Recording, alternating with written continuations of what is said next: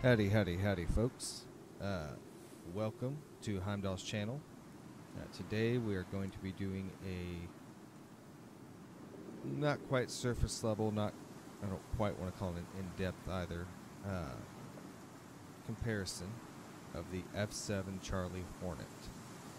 The title of this is Which Hornet is Right for You? Now before we dive in, I want to go over some of my upcoming projects. I'm currently working on a massive single-seat fighter comparison video. Now, I don't like the ranking system. I mean, that's cool for folks that want to do that, but I feel like that leaves details out that could maybe help certain players because not everybody has the same play style. Drake days for Invictus Week are coming up here in just a few days. I'm definitely going to be doing a Drake, probably a couple of Drake videos. I like Drake ships quite a bit. I'm working on a prospector mining guide for 319. We've got a few other of these variant comparison videos that I'm also working on. I'm working on an Aurora one that's probably going to come out either later today or tomorrow morning. Consolidated Outland Mustang guide. I'm trying to focus right now on ships that are easily obtainable for newer players, and maybe help them decide a little better what works for them. So that's the business stuff out of the way. Let's get to the actual content here. So, which Hornet is right for you? Currently, I mean, technically there's like 5 or 6 different variants, but when we really get down to it, there's only 4. The Heartseeker's pretty much just a Super Hornet with a paint job, so I didn't include it. I like to start with cost, that way folks can know right up front if this is something they're going to want to strive to obtain or not.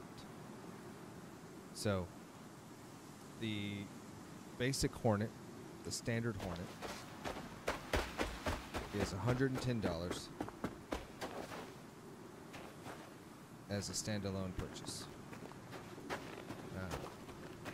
I'm pretty sure there's a game pack for it. If there is, it'd be $125. It might be on sale right now. I have not been checking the sale pages. I spent all my available savings, and I don't want to get in trouble with the missus. But yeah, standalone, this is $110. In game, it's 1,492,700 Alpha UEC. Quick note: none of the Hornets are rentable. The Super Hornet, my personal favorite. I mean, just look at it. No, I'm kidding. It's $180 standalone, so it's the most expensive of the bunch. In game, it's 2,132,600 Alpha UEC. So it's expensive in game and out. This is also probably my favorite PvE bounty ship. So next up is the Hornet Ghost. This is a stealth variant. It is $125 standalone. 1,654,100 Alpha UEC in game. And last we have the F7 Hornet Tracker. It's $140 standalone. 1,832,100 Alpha UEC. All right, so that's the costs. Let's dig into the hard stats. You know, those big number stats. So, all of the Hornets, except for the Super Hornet, have the same base HP. It's 22,380 for the entire hull. The Super Hornet gets an 80-point boost, so it's 22,460. All of the Hornets have the same shield HP at 3,000. Keep in mind these are all stock numbers. DPS, though, is where they start to really kind of separate. So the standard Hornet has a DPS of 468, which is quite respectable. It's also very easy to bump that up. The Super Hornet has 3 times the DPS of the next closest. That's at 1,863. The Ghost has 638. And the Tracker clocks in at 520 DPS. They all have the same SCM speed of 192 meters a second. They all have the same maximum speed of 1,229 meters a second.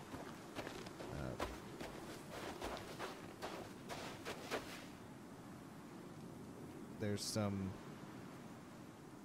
similarities between all of them. They all handle about the same. The Hornet may be a few degrees slower in the turns because it's just a bigger ship. It is elongated to fit a second seat. It's everything is a little more, so it's got a little more firepower. There's just there's more ship there. They're all very flexible. You know, they all have multiple hard points. You can switch those out.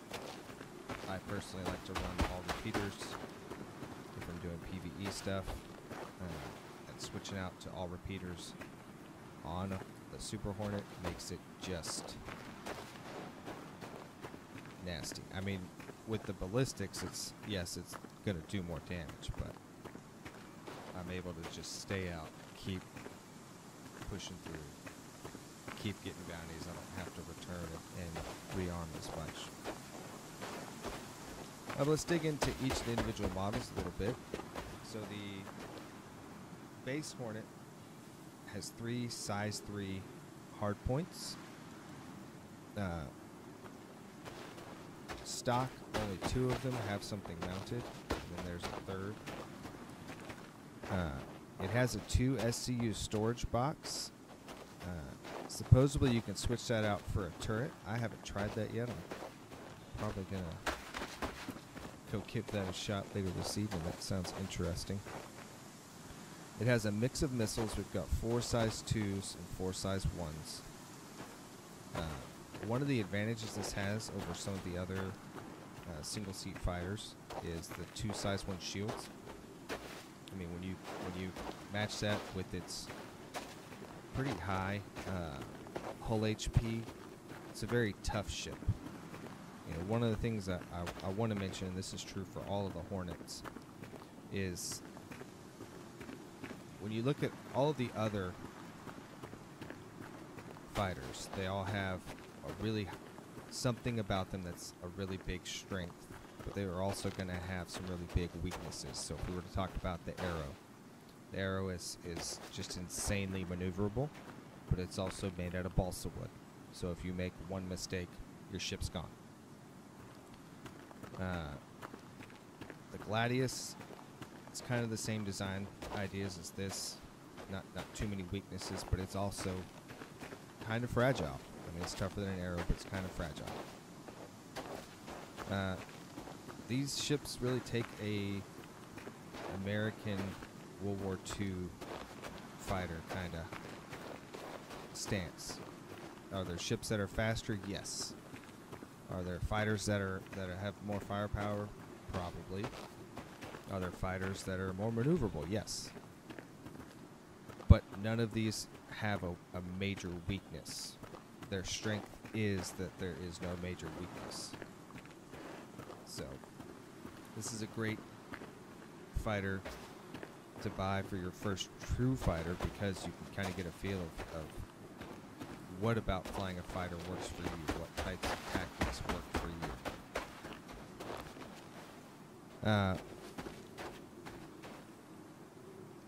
Let's dive into the Super Hornet here. So the Super Hornet is even more flexible than the other Hornets when it comes to loadouts, just because it's got so many extra mounting points. It comes stock with 8 size 1 missiles.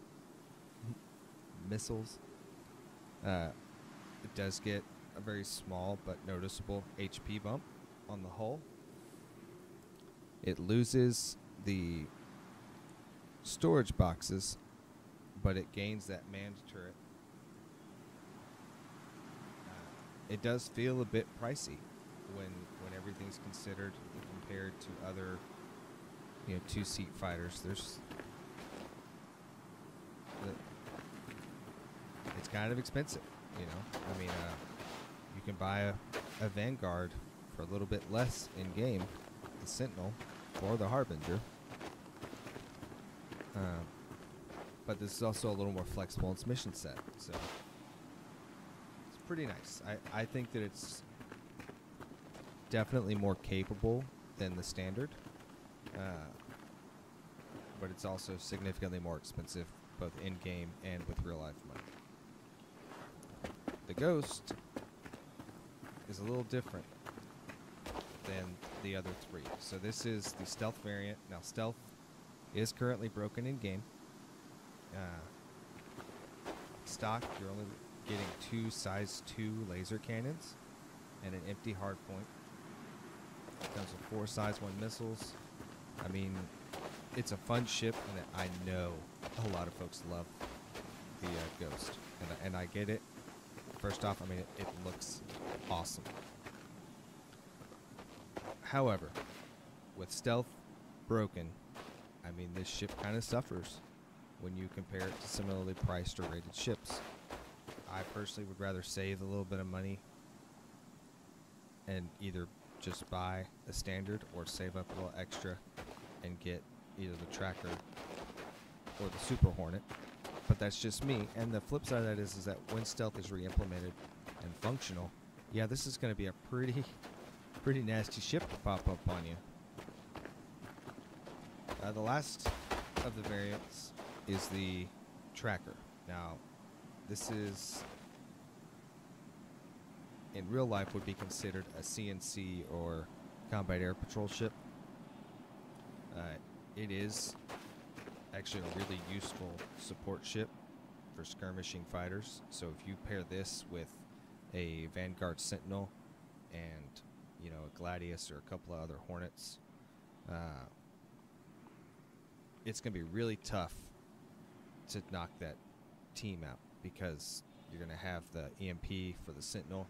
You'll have the enhanced scanner capabilities of this ship, which I know that doesn't sound sexy, but being able to spot your enemy before they spot you. Let's say, for instance, one of those ships in your little group happens to be an Eclipse or a Harbinger, and you can get torpedo lock before they even know you're there. That is pretty valuable. Now, it comes with, much like the standard, you're getting 2 size 2 laser repeaters and an empty hardpoint. Actually, no, I put a gun on that. And you're also going to get 4 size 2 and 4 size 1 missiles. I think if I were to have to choose between this or the standard, I would probably choose this for a little bit more money, either in-game or in real life. Just for the extra functionality. I mean, it fights just as well, flies just as well, does everything that the standard does, and it has that extra scanner capability. So that's the different variants. Some of my personal notes on these ships, I mean, I've said it a couple times already, but I prefer the Super. It is my favorite PvE fighter. I think a lot of the others kind of suffer from feature creep and design creep. The standard is outclassed by similar ships. The tracker is probably the only other one that I would personally buy. And the Ghost at the moment it has no specialty because stealth is broken so far in 319. Now the Super is just, it's nasty. And keep in mind too, folks, this is all just my personal opinion. look at the stats, and then I look at how they fly. You know, I've flown all of these against PvE bounties, against PvP bounties, with the exception of the tracker, because I just bought that yesterday.